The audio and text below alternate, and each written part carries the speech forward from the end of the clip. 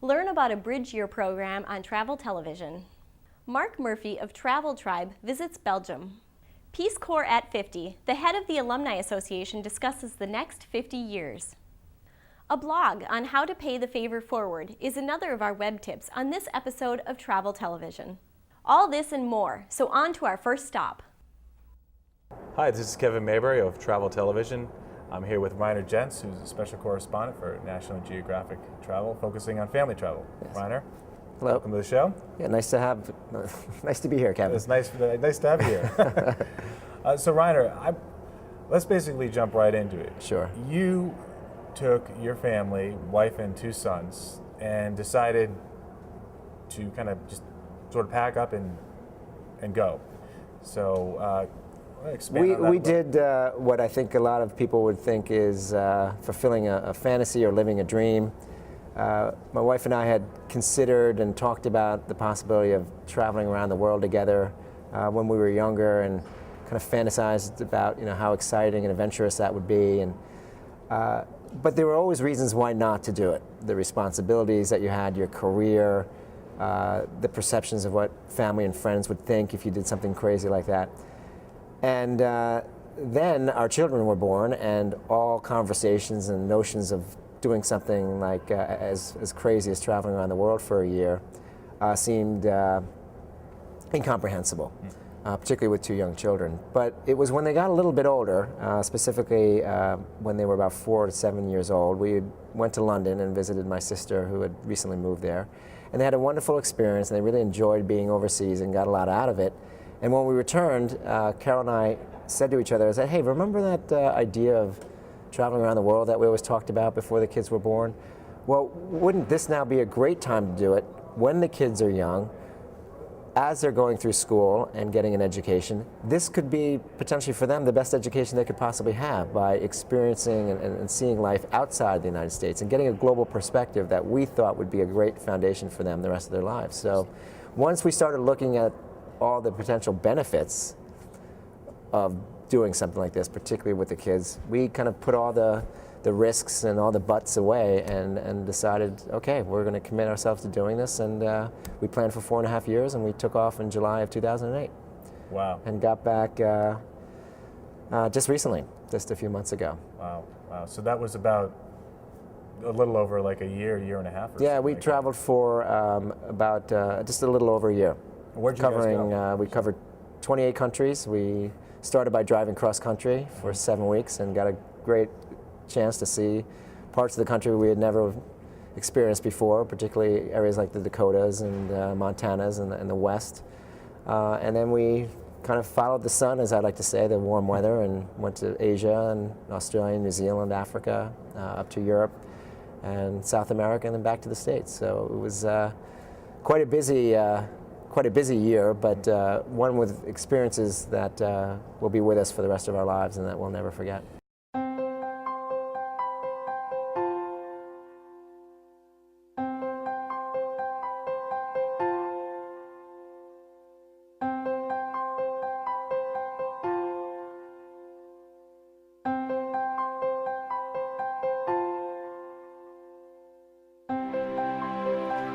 Every day, in places all over the world, United Methodists are answering a call to serve, and in return, their lives are changed. We get dirty, we get sweaty together, and it just strengthens us. It brings us closer together. We're from Cedricsville, Missouri, and we're in Big Rock, Tennessee to do repairs from the tornado damage. My name's Carla Kiefer. I am youth leader, and I'm also a mother. Our annual mission trips are also family vacations. My husband I call the workaholic. When it comes to a vacation, he is more comfortable doing a vacation such as a mission trip than to go out and spend money at vacation resorts and other things. It works out pretty good. My wife was there the only way she can get me to leave home, so because I work all the time. Like I said, do construction. We got a small farm, so it's one way to get away, get something done for other people and be as a family together. Normally, like we get a lot of time to talk to each other as we work or have fun. I'm Trent Kiefer. I'm 18. We're putting on this roof for Wayne. This week we hope to finish 2/3 of the roof. We hope to maybe get a ceiling up in the front porch. These folks took the time to look at what they were doing and to be considerate about my house and my belongings. And it makes a world of difference. So I'm thoroughly pleased with their presence and their progress. You would be amazed at what these kids can do. Yes, these kids can tear off a roof and put a roof back on. These kids can put up sheetrock. These kids can lay down flooring. You may not be able to get it out of them at home, but when you say it's a mission trip and they're working for God and they're working to help somebody else, they all jump in there and they all work hard. And it's not just our kids, it's all these kids.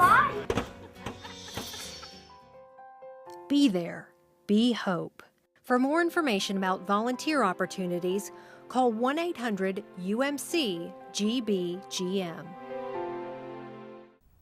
To create compassionate and global leaders of tomorrow, Global Citizen Year provides a 1 year of service opportunity for graduating high school seniors. Known as a Bridge Year program, Global Citizen recruits, trains, supports, and connects the next generation of Americans with innovative, insightful, and effective leadership programs.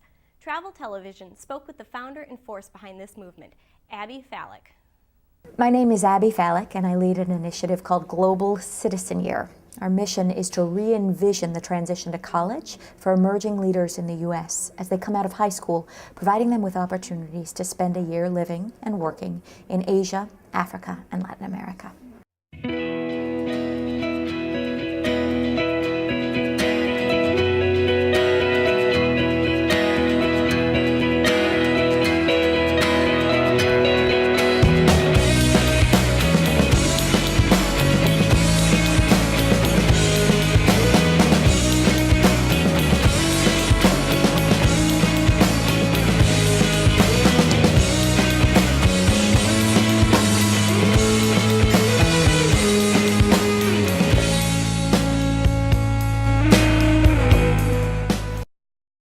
I came upon this mission a good over a decade ago when I finished high school and called the Peace Corps and was looking for something like this. I was ready for an academic break. All I had known was classroom learning, and even though I had really liked school, I was ready to see the world and really ready to get my hands deep involved in issues that I cared about. And I couldn't find an opportunity like what we've now designed with Global Citizen Year, and that frustration stayed with me. So the irony that you can join the military when you're 18, graduating from high school, and many students do, as a way of seeing the world, but you can't join the Peace Corps until after you've finished college, seems ridiculous. And so why can't there be a national, large-scale opportunity for young people to engage as citizen diplomats, global citizen diplomats, working as in civilian service overseas before beginning their college career? Part of the strategy and part of the timing for us is really to encourage young people to have this experience at a very formative developmental moment for them. So we understand a lot about the age group that we work with, and it's an opportunity for them to have an experience that actually transforms their trajectory. So from the time they arrive in college, they have much greater focus on why they're there, what they want to study, more clarity around their own potential as leaders, and just much more intrinsic motivation for finishing college and moving into careers which hopefully over time are very oriented towards social impact and global engagement. So once the students are admitted to the program in the spring as they're graduating from high school, we support them through the process of mobilizing other people in their hometowns to support them financially and to sign on to then follow their blogs and social media during their time overseas. And this is really one of the most powerful ways that we can prepare our young people to share their experiences with their home communities and with others who may not have the opportunity to travel. So every September, the whole Corps, National Corps, comes together in California for a boot camp. It's focused on authentic leadership, social innovation, global development. We take them through workshops, interactive activities, role plays. They're really meant to help them develop a context for then understanding their experience overseas. So the experience overseas is 7 months. The first month is an immersive language training, a crash course. We work with leading local universities. It's also an introduction to local culture history, sociology, opportunity for understanding global development and meeting with local leaders across different sectors. And after that initial orientation, the students move out to smaller communities. They're living in pairs, they live with a family, and they spend their days working as apprentices on local projects. So it may be addressing issues in education. We have students who teach in schools, others who are working on agriculture projects or working to train teachers or professionals to use new and appropriate technologies. All the while they're blogging and reporting back on their experiences through traditional and social media back to that network of supporters that they had mobilized before they traveled. And then when they come back to the US, the final month is spent going back home and making presentations in K-12 classrooms and convening local gatherings, placing op-eds, talking to congressional leaders, and really bridging the experience that they've had overseas back to a sense of civic engagement and real social responsibility on the home front, to bring the world back home and to build a movement of young people who understand that a global citizen year before college is an opportunity that's accessible to them, encouraged by colleges and universities, and fundamentally a part of what it means to be educated in the U.S. As we wrap up Travel Television's coverage of the 50th anniversary of the Peace Corps, we spoke with Kevin Quigley, head of the Peace Corps Alumni Association, to discuss the history of the Corps and the future of international volunteerism.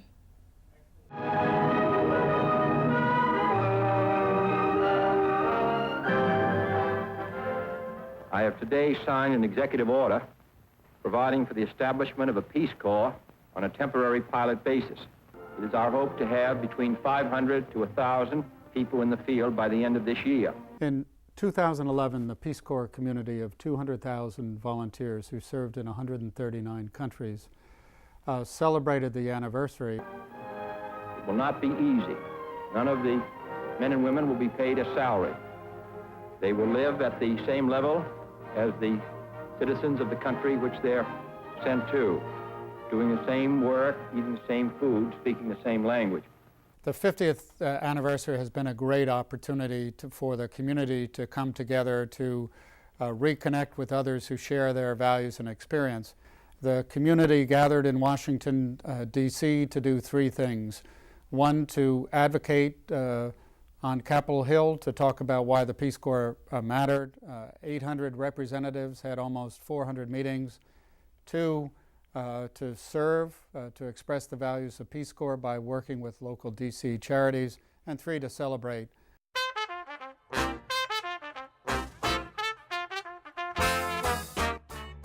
A great gala and then a commemorative event at Arlington National Cemetery that culminated in a really remarkable parade of all 139 flags where Peace Corps has been, walking from Arlington Cemetery across to the Lincoln Memorial.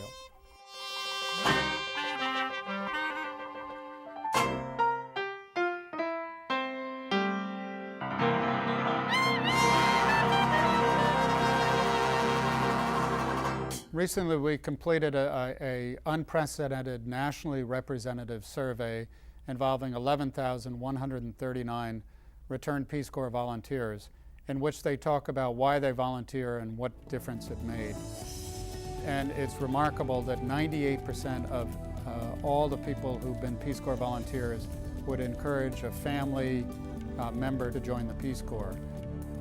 And also we learned that Peace Corps volunteers volunteer at communities here and abroad at twice the national average.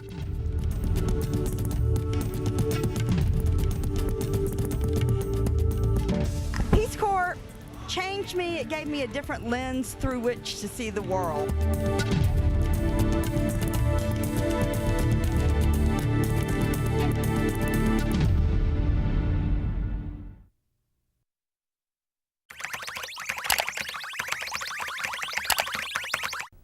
The Pay It Forward Foundation has a motto: start a revolution. It begins with you. The premise of the novel Pay It Forward is one that any person can implement in his or her own life at any time. It begins with doing a favor for another person, without any expectation of being paid back. One would request that the recipient of that favor do the same for someone else, ideally for 3 other people. The unconditional favors can be large or small. As the fictional 12-year-old Trevor featured in the Pay It Forward motion picture observes, it doesn't have to be a big thing. It can just seem that way depending who you do it for. The Pay It Forward Foundation can provide supportive education materials and seed money to those who qualify through the Pay It Forward Foundation mini grant program. Children create their own ideas for how to pay it forward within their school or community. Teachers can incorporate relevant social issues and current affairs into their discussions. A Pay It Forward project can be applied to all aspects of academic structure. Pay It Forward Foundation board member Charlie Johnson has introduced a new website, a great location where anybody and everybody can submit their Pay It Forward stories and also post comments. Welcome to charming Ghent. This city in northern Belgium, the area known as Flanders, is a great place to visit for a respite from the tourist crowds of nearby cities like Bruges and even the business center of Brussels. It's also a great place to nibble your way through. The city is full of cozy local shops like this specialty cheese store where you can begin a good Taste Ghent tour. The selections here are local, and you can trust me on this, worth the stop. I'll bet that Ghent's not your first thought when it comes to food in Europe. You're more likely to think about a city like Paris, right? Well, guess what? For about 5 centuries around the year 1000, Ghent was the second largest city in Europe. Second only to, go ahead, guess, Paris. Today, Ghent still holds its own with local specialties, including this world-renowned mustard you'll only find here. Hi, I gotta get some of that mustard. Of course I do. I've gotta get something to complement all of the wonderful food I'm sampling here in Ghent.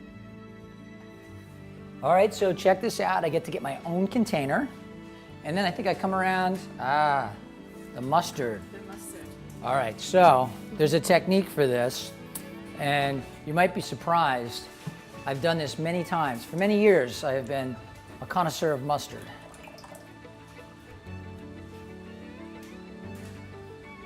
All right. Put it back.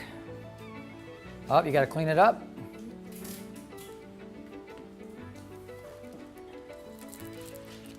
As we like to say, voila, some mustard. All right.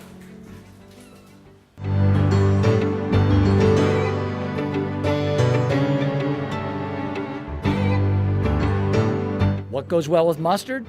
How about some meat?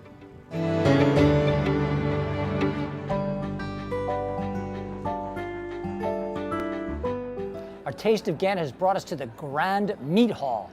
This hall was actually constructed in the early 1400s, and the timbers you see are the original construction. Now, back in the day, if you were wealthy or very rich, you would actually buy your meat inside the meat hall.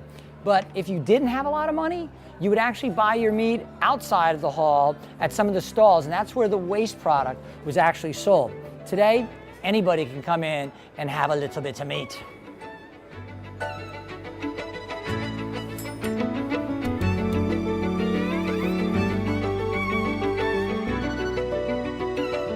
After you've grabbed a bite to eat, make sure you satisfy that sweet tooth with some chocolate. We have a few cinnamon treats on this plate, some light and dark chocolates, a few of these face-shaped confections. Believe it or not, these guys are a specialty here in Ghent, though they usually come in a cone shape, not a violent grimace. This candy's hard sugary outside with its raspberry syrup filling make for quite a sugar rush. It's easy to see why so many kids, as well as adults, love them.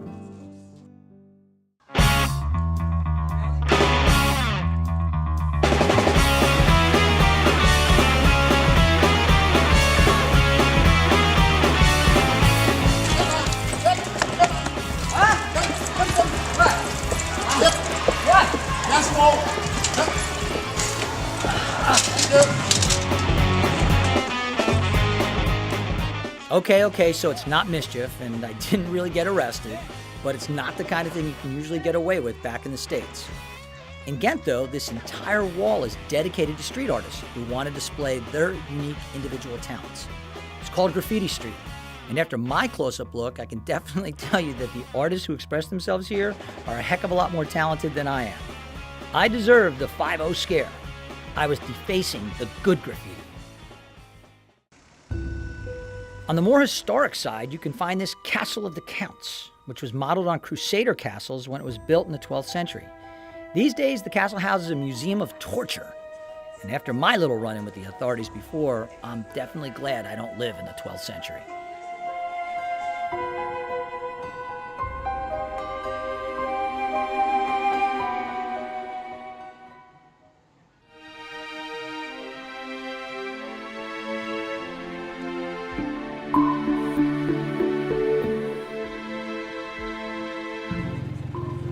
If you can manage to stay out of jail or just stay out of trouble, one of the best ways to see Ghent is by boat.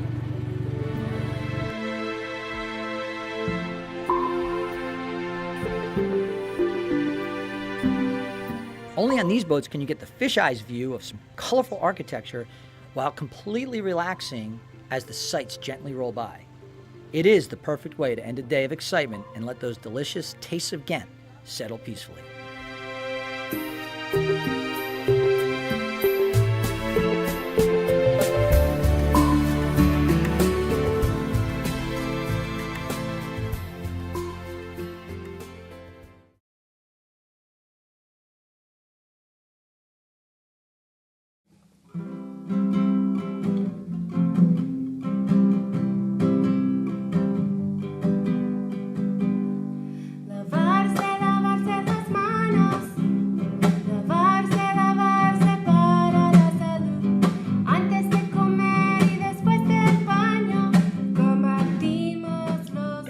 The place, el lugar, Honduras, Copán, La Rioja, Tela, La Ceiba, Utila, Yuscarán, y mi pueblo, adobe houses with burning stoves, ovens, rich coffee, dirt roads, the dances, the music, the delicious food.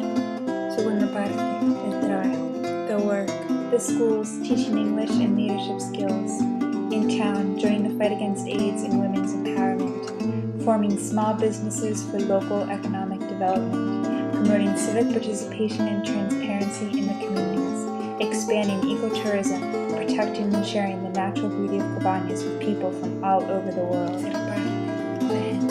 The people, the most important piece of my experience, who I now consider family and friends for life. They took me in and taught me everything I needed to know. How to speak, to eat, to live. Don Valentín,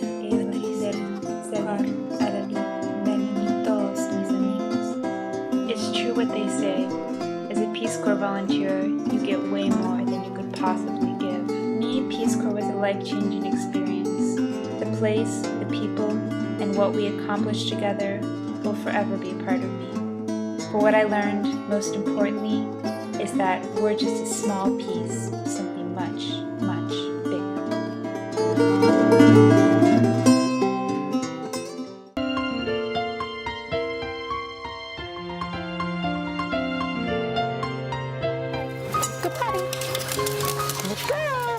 House with a Heart is a place where senior dogs and cats can come and live to the end of their life, being loved and cared for with never fear of being left. I decided that I wanted to do a rescue where the dogs could come and stay until they passed away with no fear. I got the idea because I did rescue for about 30 years and worked really hard to place dogs and cats in really great homes where I thought they'd live all their life.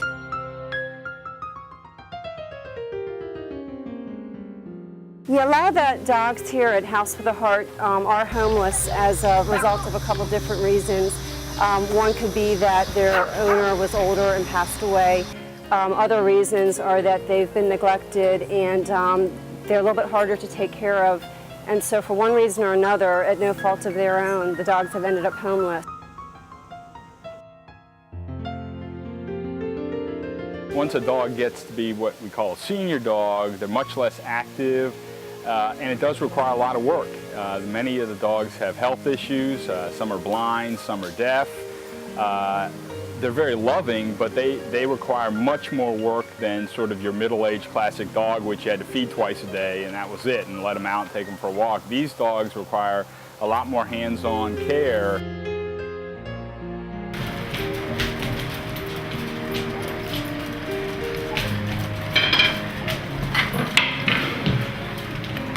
The lady who's his foster mom, Becky, decided that she wanted to give it a try.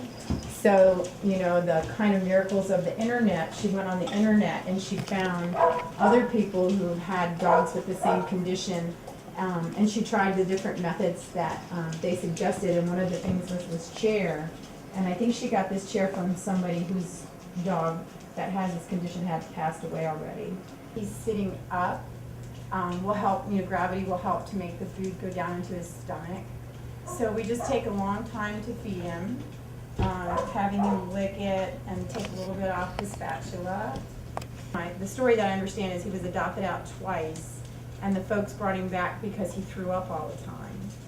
So the lab rescue had him examined, and the vet clinic found out that he had this condition, and they suggested that he be euthanized because most dogs with this condition die quite young.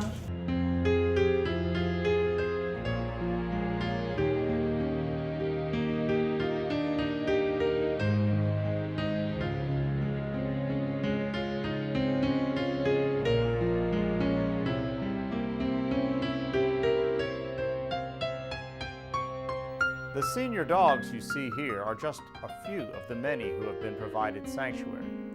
Located in Gaithersburg, Maryland, House for the Heart is a unique nonprofit organization, one of only a few of its kind to provide sanctuary to senior pets. Its vice president, Harriet Sackler, says this about House for the Heart. It is an incredible place. It does wonderful work, and I'm very, very proud to be part of it.